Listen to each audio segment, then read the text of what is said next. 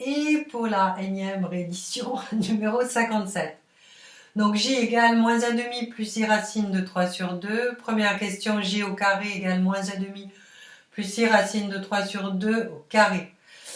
Premier carré, moins 1,5 au carré, 1 quart. Deuxième carré, i racine de 3 sur 2 au carré, moins 3 quarts. Et double produit, moins i racine de 3 sur 2 après simplification. Moins 1 quart, moins 3 quarts, ça fait moins 1,5.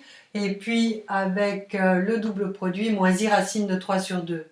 Vous remarquez que c'est la même partie réelle, mais par contre la partie imaginaire est opposée. Donc j au carré égale j bar. Après, on passe à j au cube. J au cube, c'est j au carré fois j.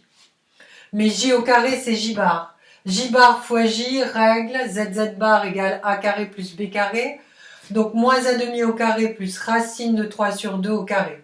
Moins 1,5 au carré, c'est 1. Et plus le racine de 3 sur 2. Moins 1,5 au carré, pardon, c'est 1 quart. Plus le racine de 3 sur 2 au carré, ça nous donne au final 1. Ok, alors, après, vous avez 1 plus j au carré. 1 plus j bar. 1 plus 2 fois moins 1,5, 1 moins 1, 0. Je réexplique. J plus j bar, c'est la somme d'un complexe et de son conjugué. On a dit dans le cours que c'était 2 fois la partie réelle de z. De ce fait-là, ça se simplifie, il reste 2 fois moins 1,5. Et donc 1 moins 1, 0. Alors, 1 plus j au carré égale 0. On ne va pas l'exploiter sous cette forme, mais on va l'exploiter sous la forme 1 plus j égale moins j au carré. 1 plus j à la puissance 2n plus 1. Donc, on va remplacer 1 plus j par moins j au carré. Moins j au carré à la puissance 2n plus 1. Après, on applique toutes les règles sur les puissances, donc avec la somme, ça fait la multiplication. Avec la multiplication des puissances, ça fait une puissance d'une puissance. Au final, on obtient moins j au carré, le tout à la puissance n, fois le moins j au carré. Ok? Le moins j en carré qu'en deuxième position, le moins, je le passe et je le mets en facteur devant. Et moins j au carré, ça fait j à la puissance 4. J à la puissance 4, on fait le calcul, c'est j au cube fois j. 1 fois j, c'est j. Donc maintenant, on peut remplacer ce qu'il y a dans les crochets par j. Donc ça nous fait moins j puissance n fois j au carré, ce qui donne moins j à la puissance n plus 2. Et on a terminé.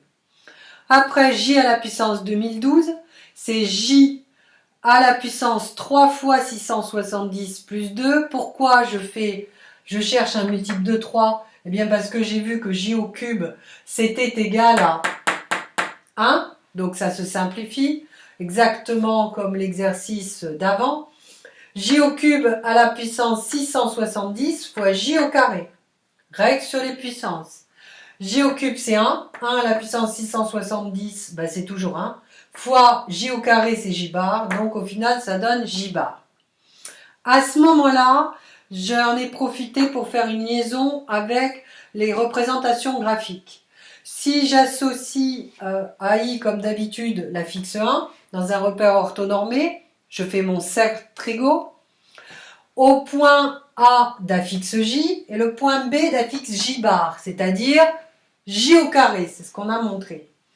Ces trois points sont sur le cercle trigonométrique, bien évidemment, parce que si vous faites attention, vous retrouvez ici cos de 2pi sur 3 et ici sinus de 2pi sur 3. Hein. Donc on retrouve les coordonnées habituelles des points sur le cercle trigo.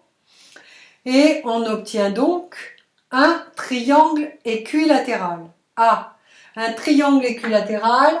A pour centre de gravité, orthocentre et centre du cercle circonscrit, bien sûr. Le point d'intersection des médiatrices, et ici c'est O, bien évidemment.